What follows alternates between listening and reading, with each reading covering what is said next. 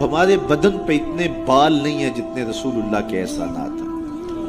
ہمارا ایک ایک بال قرض رسالت میں جکڑا ہوا ہے. خدا شناسی تو بڑی دور کی بات ہے، ہم خود شناس بھی نہیں تھے. ہمیں تو اپنے آپ کا بھی نہیں پتا تھا کہ ہم کون ہیں. اور مجھے بتاؤ، جس کو یہ بھی نہ خبر ہو کہ میں کون ہوں، اس کے پلے ہوتا کیا؟ اقبال نے کہا تھا نا، اپنے من میں ڈوب کر پاجا سراغ زندگی، میرا نہیں بنتا تو نہ بن، اپنا تو بن. اور یہ اپنا بھی نہیں تھا، اسے پتہ ہی نہیں تھا، اسے شعور ذات ہی نہیں تھا، اسے خود آگہی کا نور ہی نصیب نہیں ہوا تھا. تبھی تو انسان ہو کے، اشرف المخلوقات ہو کے، درختوں کو، پتھروں کو، حشرات الارض کو، چوپایوں کو اپنا معبود سمجھتا تھا. انسان کی پیشانی کہاں کہاں رسوا نہیں، درختوں کی جڑوں کو اس نے سجدہ کیا. یہ کیچوا نہیں ہوتا مچھلی پکڑنے کے لیے جس کو کانٹے سے لگاتے ہیں، کسی زمانے میں یہ بھی انسان کا معبود ہے. پتھروں کو اس نے معبود سمجھا، بہائم کو، چوپایوں کو، لٹکتے پھلوں کو، برستی بارش کے قطروں کو معبود سمجھتا رہا، بادل کو معبود سمجھتا رہا، تنکوں کو، حشرات الارض کو، بہتے پانیوں کو، جلتی آگ کو اور چلتی ہواؤں کو اپنا معبود سمجھتا رہا. اسے یہی نہیں پتا کہ میں ہوں کون. اے تماشا گاہ عالم روئے تو کجا بہرے تماشا می روی. دنیا تجھے ڈھونڈنے نکلی ہے، تو کس کی تلاش میں ہے؟ یہ اشرف المخلوقات ہو کے، مقصود کائنات ہو کے، یہ اس کائنات کا دل اور کلیجہ ہو کے حشرات الارض کو، سانپوں کو، بچھیوں کو اپنا معبود سمجھ رہا. یہ تو میرے حضور نے بتایا، یہ تیرے معبود نہیں ہیں، تیری دہلیز کے نوکر ہیں. ان درختوں کو پوچھتا ہے، یہ تو تجھے چھاؤں فراہم کرنے کے لیے، آکسیجن دینے کے لیے، تیرے ایندھن کے کام آنے کے لیے، تیرے ذوق نظر کی تسکین کے لیے، تجھے پھل فراہم کرنے کے لیے پیدا کیے گئے. ان جانوروں کو پوچھتا ہے، یہ تو تیری سواری کے لیے، بار برداری کے لیے، تجھے دودھ اور گوشت کی ضروریات فراہم کرنے کے لیے پیدا کیے گئے. یہ چاند، سورج، ستارے، اجرام فلکیہ، یہ تیرے معبود کیسے ہو سکتے ہیں؟ یہ تو تیری راہوں میں روشنی اجالنے کے لیے پیدا کیے گئے. نہیں تو دیکھ، یہ انگلی اٹھتی ہے اور چاند ٹکڑے ہو کے قدموں میں آتا ہے، سورج پلٹ کے اثر کے وقت پہ آتا ہے، اور سڑیاں کھجوراں اگا جاندائے، وہ پتھراں نو کل میں پڑا جاندہ. قطرے کو سمندر، ذرے کو ستارہ کرتے ہیں، کونین کو خم آ جاتا ہے جب زلف سوارا کرتے ہیں. اب انسان کی آنکھ کھلی کہ میں کون ہوں، کہ یہ پوری کائنات. درختوں کو پوچھتا ہے، جا میں نہیں، تو ہی کہہ دے تمہیں اللہ کا رسول بلا رہا ہے. اللہ اکبر. درخت شاخوں کے بل اپنے آپ کو گھسیٹتے ہوئے سلامی دینے حاضر ہو جاتے. حضرت یعلا بن مرہ کہتے ہیں کہ ایک سفر سے واپسی تھی، راستے میں قیام ہوا تو حضور استراحت فرمانے لگے، تو میں حضور کے پہرے کے لیے کھڑا ہو گیا. دور صحرا میں ایک درخت تھا، وہ ہلنے لگا، پھر جڑوں سمیت اکھڑا اور شاخوں کے بل اپنے آپ کو گھسیٹتا ہوا میرے برابر آ کے کھڑا نہیں ہو جاتا. میرے لیے بڑی حیرت کی بات تھی، لیکن کوئی تھا نہیں کہ جس سے بات کروں. خیر تھوڑی دیر کے بعد وہ اپنی جگہ سے چلا اور جہاں سے اکھڑا تھا وہیں جا کے نصب ہو گیا. حضور بیدار ہوئے تو سلام عرض کرنے کے بعد میں نے پہلی بات یہی عرض کی. میں نے کہا، حضور وہ سامنے والا جو درخت ہے تھوڑی دیر قبل اپنی جگہ سے اکھڑا تھا، شاخوں کے بل اپنے آپ کو گھسیٹتا ہوا یہاں آیا، رکا، جھومتا رہا، پھر واپس چلا گیا. حضور نے حیرت کا اظہار نہیں کیا. میں تو سویا تھا، تفصیل سناؤ. کوئی آندھی آئی، کوئی جھکڑ آیا، کوئی طوفان آیا، کیسے اکھڑا؟ حضور مسکرا دیے اور فرمایا، ھذہ شجرۃ استاذنت ربھا. فرمایا یہ درخت ہے، اس نے رب سے اجازت مانگی تھی، مالک تیرا محبوب نیڑے آیا ہے، سلام نہ کر رہا ہوں. فاذن لھا، تو رب نے اس کو اجازت دے دی تھی، یہ مجھے سلامی پیش کرنے آیا تھا. تو پوری کائنات تو ان کے حسن کا طواف کرتی دکھائی دیتی ہے. وہ انگلی اٹھاتے ہیں، چاند کے ٹکڑے ہوتے ہیں، سورج پلٹ کے اثر کے وقت پہ آتا ہے، درخت کلمہ پڑھ رہے ہیں، کنکر بول کے گواہیاں دے رہے ہیں. اب انسان کی آنکھ کھلی کہ میں جن کو معبود سمجھتا تھا، یہ تو ہمارے گرد طواف کر رہے ہیں. اب اس کی آنکھ کھلی، اب شعور سنبھلا، اور اب وہ سمجھنے لگا کہ میں کون ہوں. اپنی حیثیت سے اب آگاہ ہوا. اللہ اکبر. بے خبر تو جوہر آئینہ ایام ہے، تو زمانے میں خدا کا آخری پیغام ہے. اسے اب اپنی ذات کا شعور ہونے لگا. خود سے ملاقات ہی تب ہوئی جب حضور تشریف لائے. تو راز کن فقاں ہے، اپنی آنکھوں پر آیا ہو جا، خودی کا رازداں ہو جا، خدا کا ترجمہ ہو جا، خودی میں ڈوب جا غافل، یہ سر زندگانی ہے، نکل کر حلقہ شام و سحر سے جاویداں ہو جا، مسافے زندگی میں سیرت فولاد پیدا کر، شبستان محبت میں حریر و پر نیا ہو جا، گزر جا بن کے سیلے تند رو کو ہو بیاباں سے، گلستان راہ میں آئے تو جوئے نغمہ خواہ ہو جا، تیرے علم و محبت کی نہیں ہے انتہا کوئی، نہیں ہے تجھ سے بڑھ کر ساز فطرت میں نوا کوئی، اسے اب پتا چلا اپنی ذات کی شناخت اب ہوئی، اللہ اکبر، کانپتا ہے دل تیرا اندیشہ طوفان سے کیا، نا خدا تو، بحر تو، کشتی بھی تو، ساحل بھی تو، دیکھ آ کر کوچائے چاکے گریباں میں کبھی، کیس تو، لیلا بھی تو، صحرا بھی تو، محمل بھی تو، وائے ناکامی کہ تو محتاج ساکی ہو گیا، میں بھی تو، مینا بھی تو، مستی بھی تو، حاصل بھی تو، آہ کس کی جستجو آوارہ رکھتی ہے تجھے، راہ تو، رہرو بھی تو، رہبر بھی تو، منزل بھی تو، بے خبر تو جوہر آئینہ ایام ہے، تو زمانے میں خدا کا آخری پیغام۔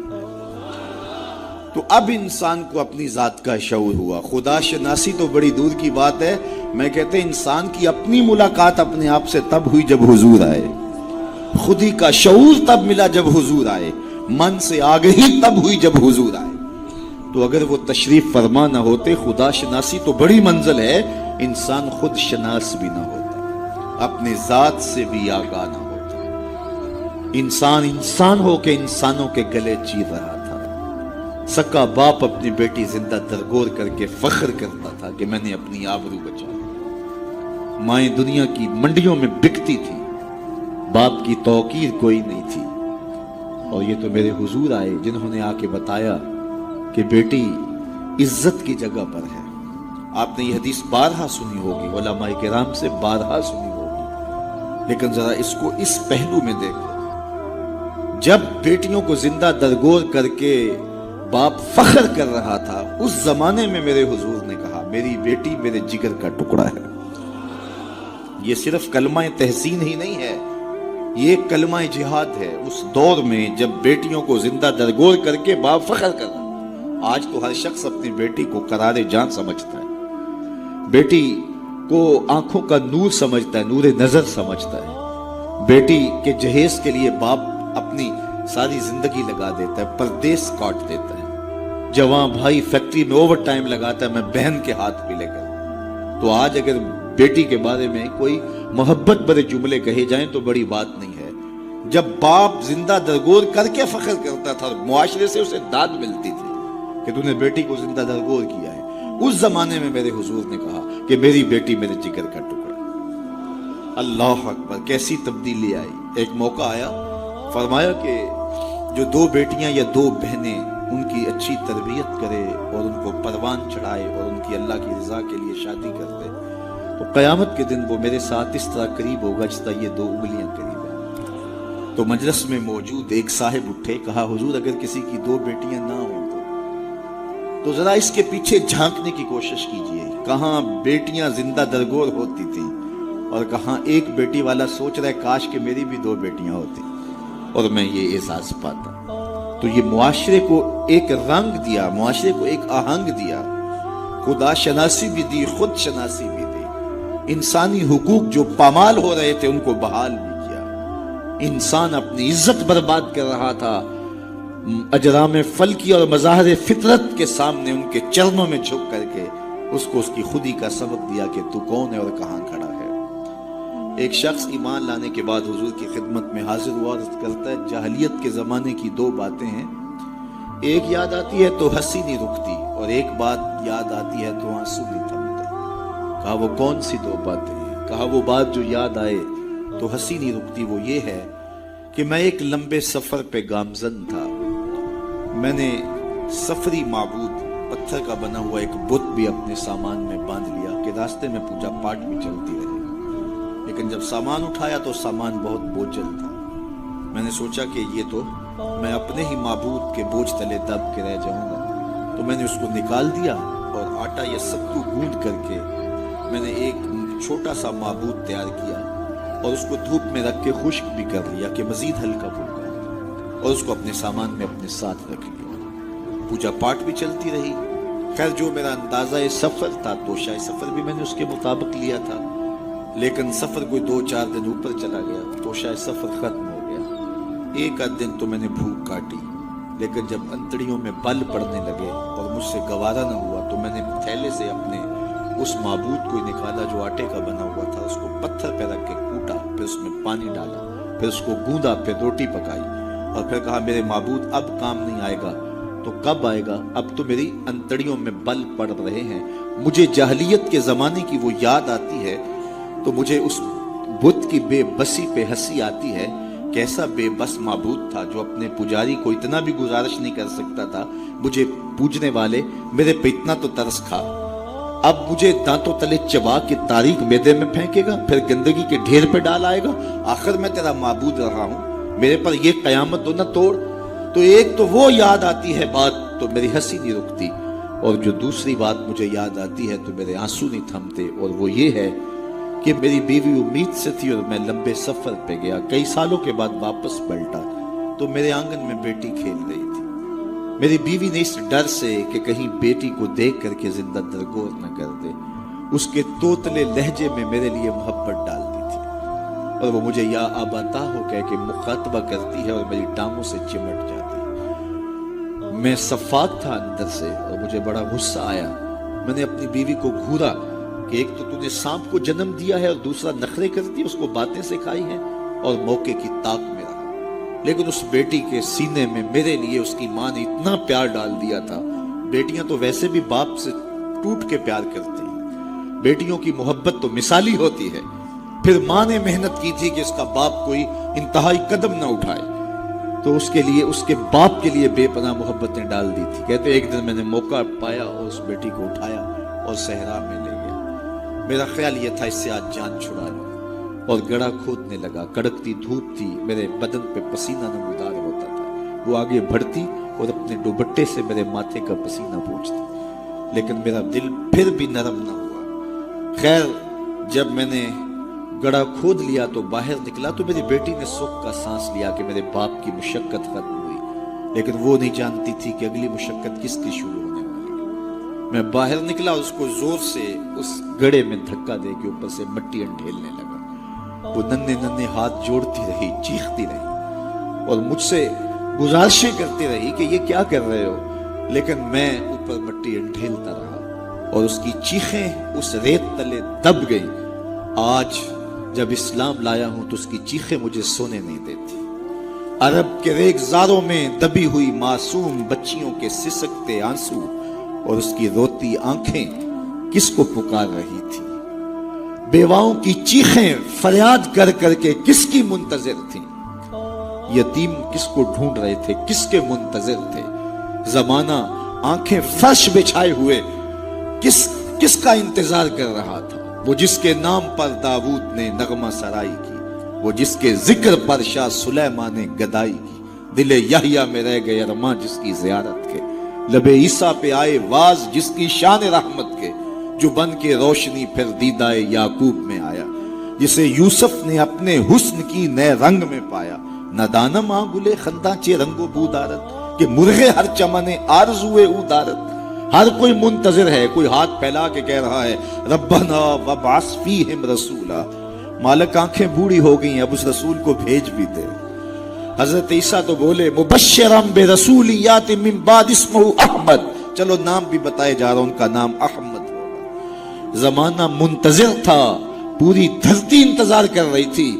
बेवाओं की चीखें और यतीमों की आहें और मासूम बच्चियों के दबे हुए आंसू जब रेत से पुकार करते हुए अर्श इलाही को जुम्बश देने लगे तो अल्लाह को दुखी इंसानियत पे रहम आया। आमना की आगोश में मोहम्मद अरबी तशरीफ ले आए। नागहां साकिन हवाओं पर रवानी आ गई और चमन के पत्ते पत्ते पर जवानी आ गई। आज जानुए अजल ने सुबह पे अंगड़ाई ली और मुस्करा कर एक किरण ने हाथ में शहनाई ली। मखज़ने असरार कुदरत के अमी पैदा हुए, गुल हुआ दुनिया में खत्मुल मुरसली पैदा हुआ। एक बहार फैली ना, रबी वैसे भी अरबी में बहार को कहते हैं, रबीउल अव्वल आगाज़े बहार। कहा महबूब तू महबूब है और महबूबों को बहारें ही सजती हैं। جب گلیاں چٹکنے لگے گی، غنچے مہکنے لگے گی، جب کائنات بہار بن جائے گی، جانے بہار بن کے تشریف لے آنا۔ تو ان کی جلوہ گری، ان کی تشریف آوری انسانیت پر اللہ کا بہت بڑا احسان، اسی لیے اس کو جتلایا اور کہا لقد من اللہ علی المؤمنین اذ بعث فیہم رسولا۔ تو یہ احسان عظیم ہمارے اوپر ہوا، اتنی بڑی نعمت، وہ نعمت عظمیٰ جس کے لیے نبی منتظر رہے، نبیوں کی ٹیمیں منتظر رہیں، اور ہم نے کوئی آرزو تو نہیں کی تھی، وہ تو منتیں مانتے رہے۔ بحیرہ راہب کہاں بیٹھا تھا، نستورہ کہاں بیٹھا تھا، کہاں کہاں منتظر، ان کی راہوں میں لوگ بیٹھے تھے۔ شب ہجر کی سختیاں، کوئی اس سے جا کے پوچھے، تیری راہ تکتے تکتے جسے صبح ہو گئی ہے۔ زمانے منتظر رہے، صدیاں منتظر رہیں، لوگ راہوں میں بیٹھے رہے، ہم نے کوئی انتظار نہیں کیا۔ آنکھ کھلی، ہمارے والد صاحب مؤذن کو مسجد سے بلا لائے، انہوں نے کان میں آ کے کہا مبارک ہو، تو حضور کا غلام بن کے آ رہا ہے۔ شاہوں سے ملا ہے نہ تونگر سے ملا ہے، اللہ کا عرفان اسی در سے ملا، اوروں کو ملا ہے تو مقدر سے ملا ہے، مجھ کو تو مقدر بھی تیرے در سے ملا ہے۔ تو یہ ہماری خوش بختی، ہماری فیروز بختی کہ ہمیں وہ محبوب نصیب ہوئے جس کے لیے زمانے تڑپتے رہے، ترستے رہے، منتظر رہے، آنکھیں بچھی رہیں، تمنائیں بیتاب رہیں، آرزویں مچلتی رہیں، لیکن وہ جانے بہار بن کے تشریف لے آئے۔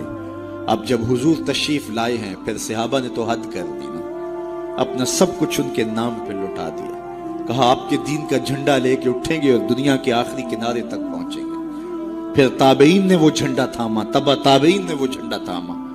اس شخص کی کہانی ہم نہیں بھول سکتے جو گھوڑے پہ بیٹھ کے اللہ کے نام کی دعوت دیتے ہوئے آگے بڑھا، آگے دلدل آ گئی، زمین ختم ہو گئی، تو گھوڑے کی باکیں کھینچ لیتا ہے اور کہتا ہے مالک میرے جذبے تو جوان تھے، تیری زمین ہی ختم ہو گئی۔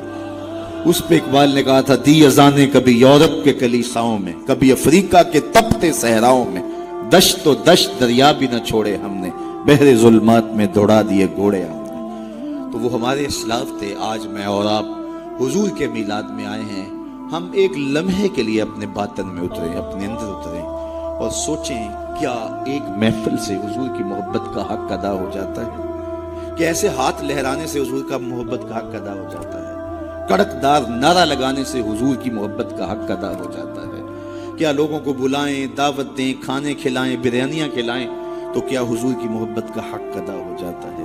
آئیے اگر حضور سے محبت کرتے ہیں تو سر سے لے کر پاؤں تک حضور کی غلامی کے رنگ میں رنگے جائیں۔ ہمارے استاد فرمایا کرتے تھے یہ نہ ہو کہ لوگ تمہیں پوچھیں تمہیں کون ہوتے ہو اور تمہیں بتانا پڑے کہ ہم مسلمان ہوتے ہیں، یہ دیکھو مذہب کے خانے میں اسلام لکھا ہے۔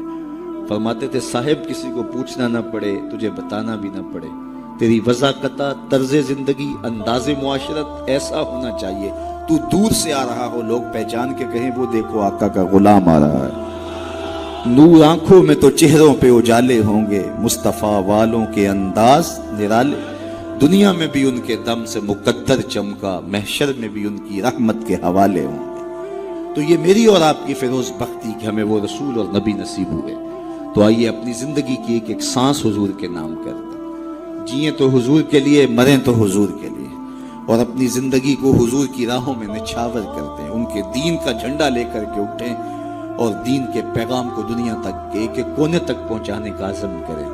اور وہ کیسے ممکن ہوگا کہ ہم اپنے انداز زندگی کو تبدیل کریں۔ جب کوئی شخص صالحیت کا لبادہ پہن لیتا ہے تو پھر وہ زبان سے نہ بھی بولے، وہ سنت و سیرت کا پیکر گلی سے گزر بھی رہا ہو تو وہ بھی تبلیغ کا رنگ ہوتا ہے، وہ بھی ایک انداز ہوتا ہے، دعوتی انداز ہوتا ہے۔ لیکن اگر میں زبان سے دعوت دین کی دیتا رہوں اور میرا رویہ، میرا عمل، میرا کردار، میرا لہجہ، میرے اخلاق اس کی نفی کر رہے ہوں تو میں حرف حرف منافقت کر رہا ہوں۔ اس لیے مجھے اپنے رویے کو، اپنے طرز زندگی کو، اپنے انداز معاشرت کو حضور کی سنت کے سانچے میں ڈھالنا پڑے گا۔ محمد دی زیارت محمد دے رنگ وچ، یہ ٹھگ بازیاں جانے پیارا محمد۔ اقبال نے کہا تھا چوب نام مصطفیٰ خانم درود، از خجالت آب می گردد وجود، عشق می گوید کہ محکوم غیر، سینائے تو از بتا مانند دیر، تا نداری از محمد رنگو بو، بر زبان خود میالہ نام ہو۔ تو اس کو پنجابی میں جو ہے وہ قلم توڑ دیا اللہ اکبر. یاری لا تو پاک نبی سنگ اے پر پوری یاری. ذرا دیکھیے شعر کا حسن دیکھیے, اٹھان دیکھیے. یاری لا تو پاک نبی سنگ اے پر پوری یاری, پھر درود قبول ہے تیرا لکھ نہ لو ایک واری. تو اپنے آپ کو ان کی محبت کے رنگ میں رنگ لو, اور پھر دیکھنا کہ حضور کی محبتیں اور رحمتیں کیسے برستی ہیں.